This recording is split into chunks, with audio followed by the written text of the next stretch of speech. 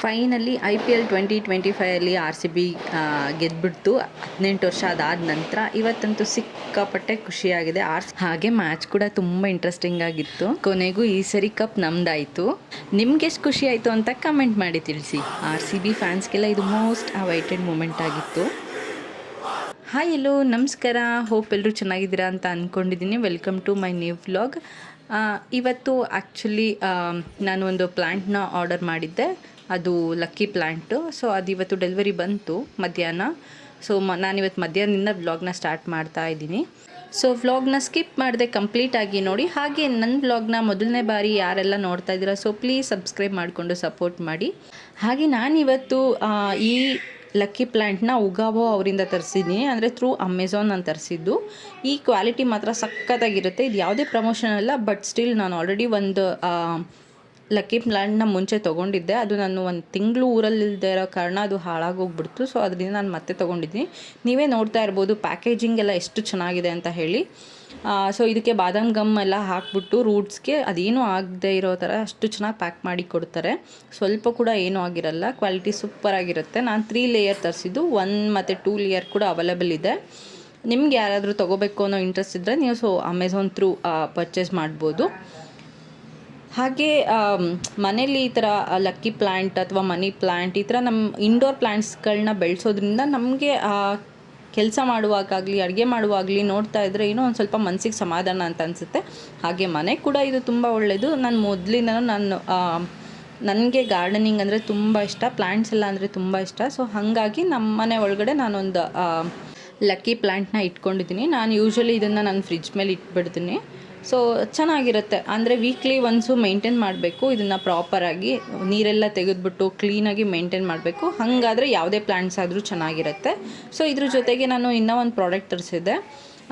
ಇದು ಆ್ಯಕ್ಚುಲಿ ಹೇಗಿರುತ್ತೆ ಏನೂ ಗೊತ್ತಿಲ್ಲ. ಸೊ ನಾನು ಹೊಸದಾಗಿ ಟಾಯ್ಲೆಟ್, ವಾಶ್ರೂಮು, ಟೈಲ್ಸ್ ಎಲ್ಲ ಇರುತ್ತಲ್ವ, ಸೊ ಅದೆಲ್ಲ ಕ್ಲೀನ್ ಮಾಡೋಕ್ಕೆ ಅಂತ ಹೇಳಿಬಿಟ್ಟು ನಾನು ವಾಶ್ ಬೇಸಿನ್ ಕೂಡ ಸೇರಿಸಿ ಎಲ್ಲನೂ ಕ್ಲೀನ್ ಮಾಡ್ಬೋದು ಅನ್ನೋ ಒಂದೇ ಒಂದು ರೀಸನ್ಗೆ ನಾನು ಈ ರೂಫ್ ಅನ್ನೋ ಕ್ಲೀನರ್ನ ತರಿಸಿದ್ದೀನಿ.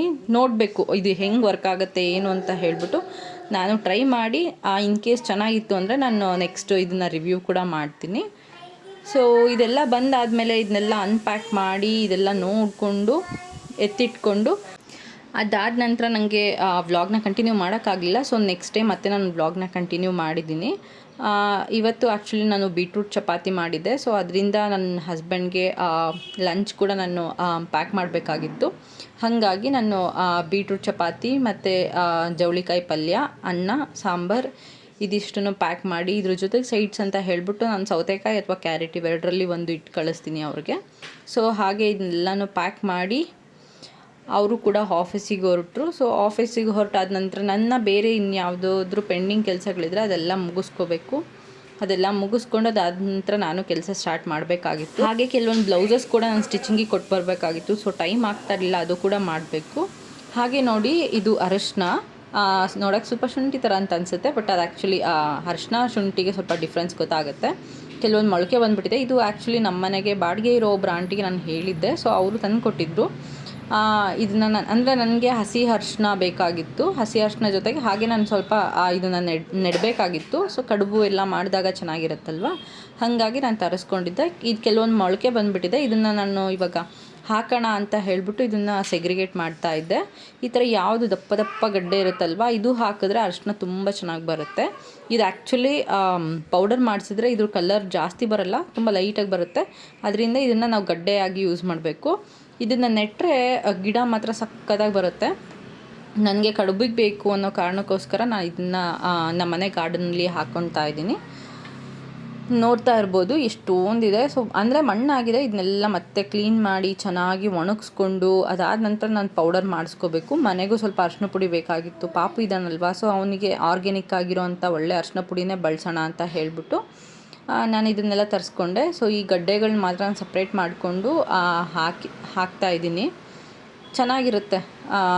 ಈವನ್ ಕೆಲವರು ಡಿಟಾಕ್ಸ್ ಡ್ರಿಂಕ್ ಆಗಿ ABC ಡ್ರಿಂಕ್ ಅಥವಾ ಆಮ್ಲ ಡ್ರಿಂಕ್ ಎಲ್ಲ ತೊಗೊಳ್ತೀವಲ್ವ ಮಾರ್ನಿಂಗು, ಅದಕ್ಕೆ ಈ ಹಸಿ ಅರಿಶಿನ ಕೂಡ ಆ್ಯಡ್ ಮಾಡಿದ್ರೆ ಇದು ಆ್ಯಂಟಿಬಯೋಟಿಕ್ ಆಗಿ ವರ್ಕ್ ಮಾಡೋದ್ರಿಂದ ತುಂಬ ಚೆನ್ನಾಗಿರುತ್ತೆ.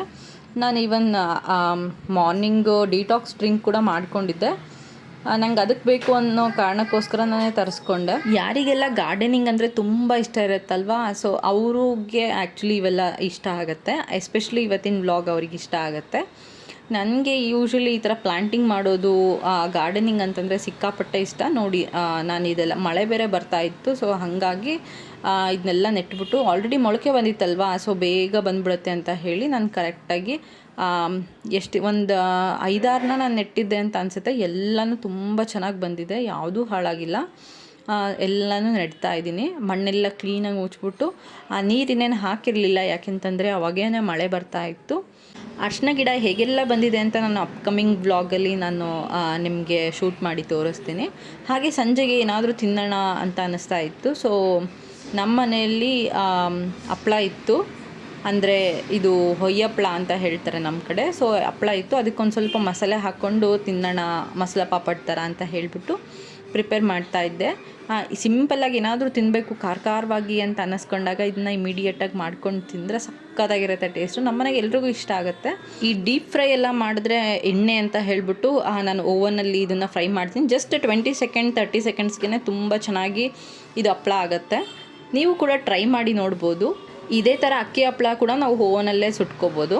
ಹಾಗೆ ನಾನು ಈ ಒಯ್ಯಪ್ಪಳನ ನಾನು ಓವನಲ್ಲಿ ಸುಟ್ಕೊಳ್ತೀನಿ. ಫ್ರೈ ಎಲ್ಲ ಡೀಪ್ ಫ್ರೈ ಎಲ್ಲ ಮಾಡೋಕ್ಕೋಗಲ್ಲ. ಇದಕ್ಕೇನಿಲ್ಲ, ಸಿಂಪಲ್ಲಾಗಿ ಸ್ವಲ್ಪ ಈರುಳ್ಳಿ, ಟೊಮ್ಯಾಟೊ, ಹಾಗೆ ಕೊತ್ತಂಬರಿ, ಕ್ಯಾರೆಟು, ಸ್ವಲ್ಪ ಉಪ್ಪು, ಸ್ವಲ್ಪ ಖಾರದ ಪುಡಿ ಹಾಕ್ಬಿಟ್ರೆ ಮಸಾಲ ಪಾಪಡ್ ರೆಡಿ. ಇದ್ರ ಜೊತೆಗೆ ಒಂದು ಟೀ ಕುಡಿತಾ ಇದ್ರೆ ಸಕ್ಕತ್ತಾಗಿರುತ್ತೆ ಸಂಜೆ ಟೈಮಲ್ಲಿ. ಸೊ ಇದಾಗಿತ್ತು ಇವತ್ತಿನ ಪುಟ್ಟು ವ್ಲಾಗ್. ಈ ವ್ಲಾಗ್ ನಿಮಗೆ ಇಷ್ಟ ಆಯಿತು ಅಂತಂದರೆ ಪ್ಲೀಸ್ ಲೈಕ್ ಮಾಡಿ, ಹಾಗೆ ನಿಮ್ಮ ಫ್ರೆಂಡ್ಸ್ ಆ್ಯಂಡ್ ಫ್ಯಾಮಿಲಿ ಮೆಂಬರ್ಸ್ಗೆಲ್ಲ ಶೇರ್ ಮಾಡಿ, ಹಾಗೆ ಸಬ್ಸ್ಕ್ರೈಬ್ ಮಾಡ್ಕೊಳ್ಳೋದನ್ನ ಮರಿಬೇಡಿ. ಮತ್ತೆ ಒಂದೊಳ್ಳೆ ವ್ಲಾಗ್ ಜೊತೆ ಬರ್ತೀನಿ. ಅಂಟಿಲ್ ದೆನ್ ಟೇಕ್ ಕೇರ್, ಬಾಯ್ ಬಾಯ್.